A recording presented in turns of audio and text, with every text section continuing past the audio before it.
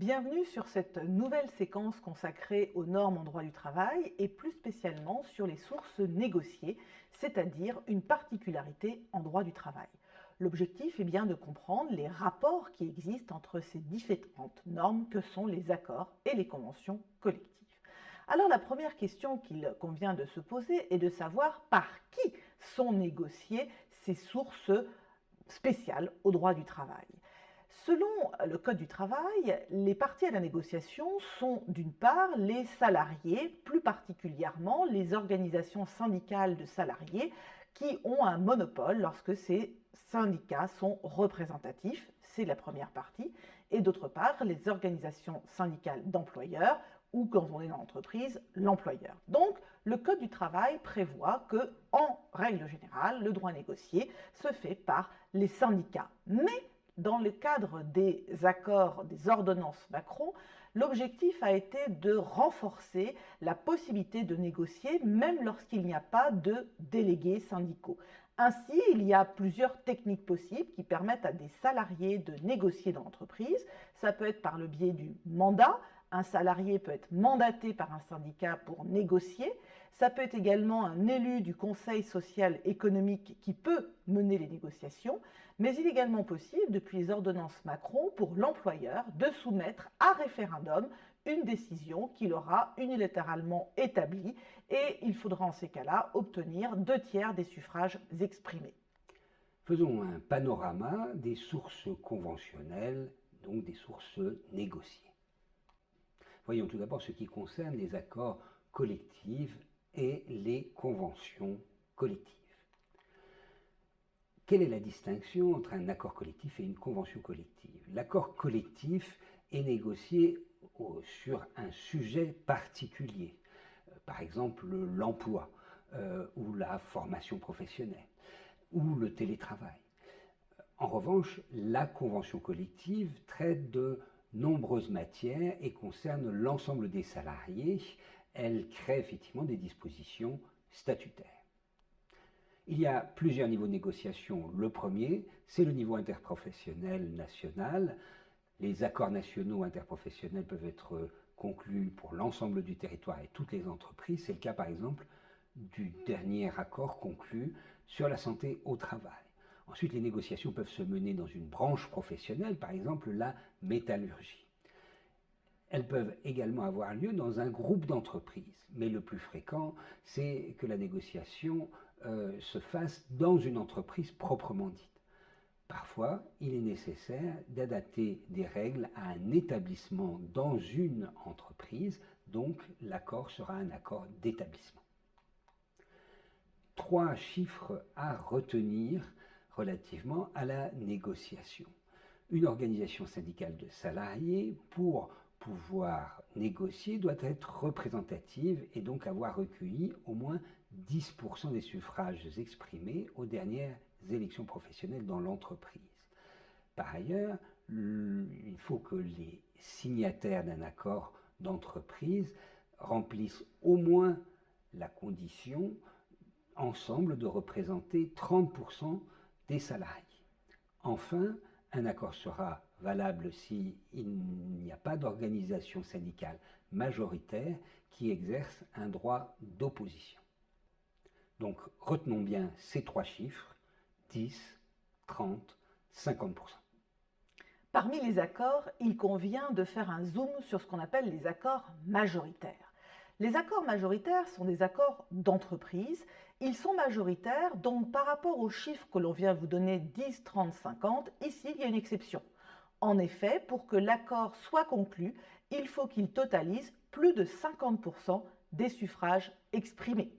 Prenons un exemple d'un accord majoritaire, les fameux APC, accords de performance collective, qui sont prévus par l'article 2254-3 du Code du travail. Un employeur veut faire modifier, par exemple, la durée du travail. Il veut que les salariés travaillent 38 heures au lieu des 35 heures prévues. Il peut alors, avec les organisations syndicales, négocier un accord de performance collective. Si cet accord obtient plus de 50% des suffrages exprimés, alors l'accord s'appliquera. Il est évident que se pose alors la question, lorsqu'il y a à la fois des lois et des conventions collectives, ou des conventions collectives elles-mêmes, puisque nous avons vu qu'il y avait 5 niveaux de négociation, il peut se poser la question des rapports, et plus particulièrement des conflits.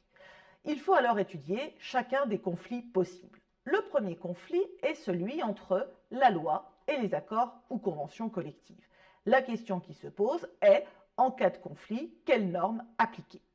Eh bien, pour résoudre ce type de conflit, il y a 2 grandes règles à connaître, le principe de faveur d'une part et la question du nouveau triptyque d'autre part. Prenons d'abord le principe de faveur, classique en droit du travail, rappelé par le Code. Une convention ou un accord peut comporter des stipulations plus favorables aux salariés que les dispositions légales en vigueur. Comment faire concrètement pour appliquer ce principe de faveur ? Il va falloir faire une comparaison avantage par avantage entre la loi et la convention collective pour déterminer ce qui est le plus favorable. Prenons un exemple. Un salarié dans une banque veut se marier. La loi lui octroie un congé de mariage de 4 jours, mais la convention collective de la banque lui octroie un délai de 5 jours.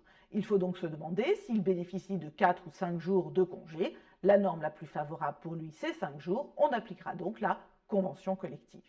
Alors attention, il y a des possibilités d'exception à ce principe de faveur, c'est-à-dire qu'on peut avoir un accord dérogatoire dans les cas prévus par la loi où des dispositions peuvent être moins favorables que la loi.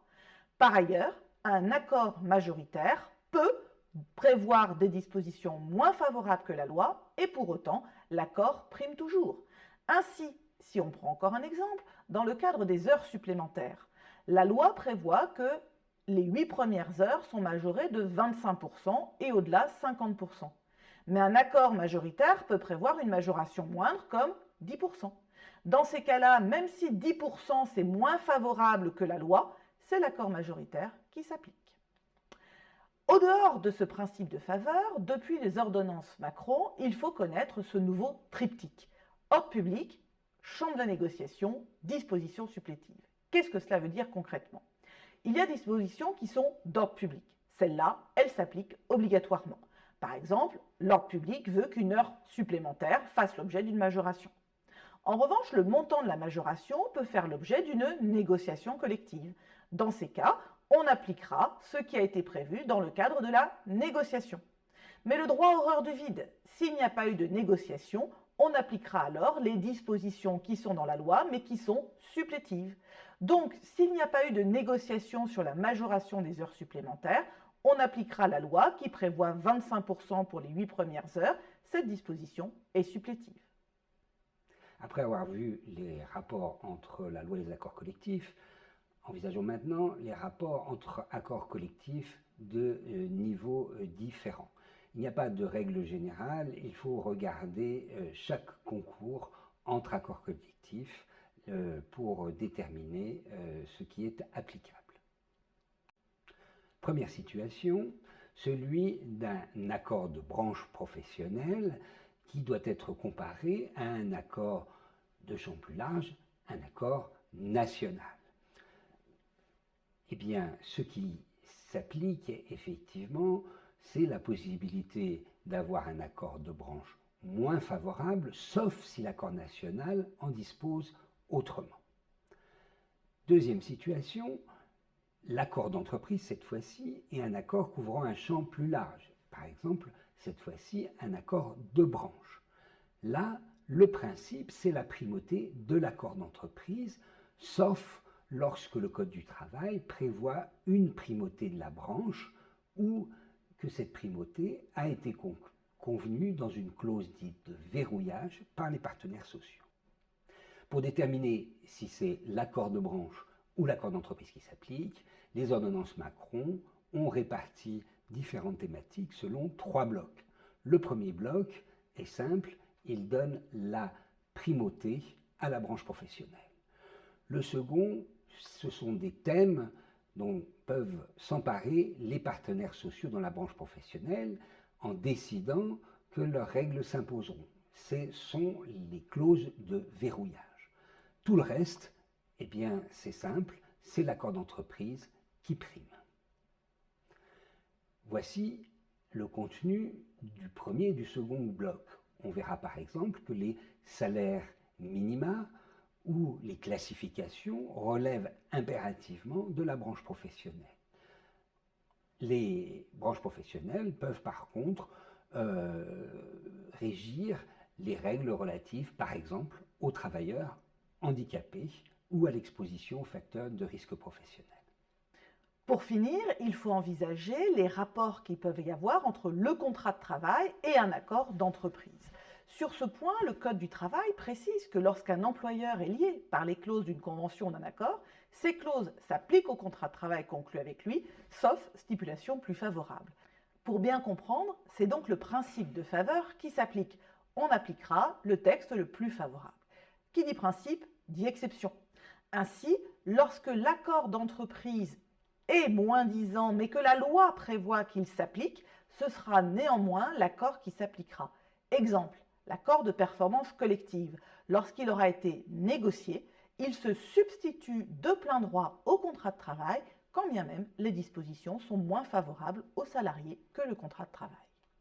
Reprenons en synthèse ce que nous avons vu dans cette séquence. Souvenons-nous, il y a cette hiérarchie des normes avec les normes imposées, qu'elles soient nationales ou supranationales.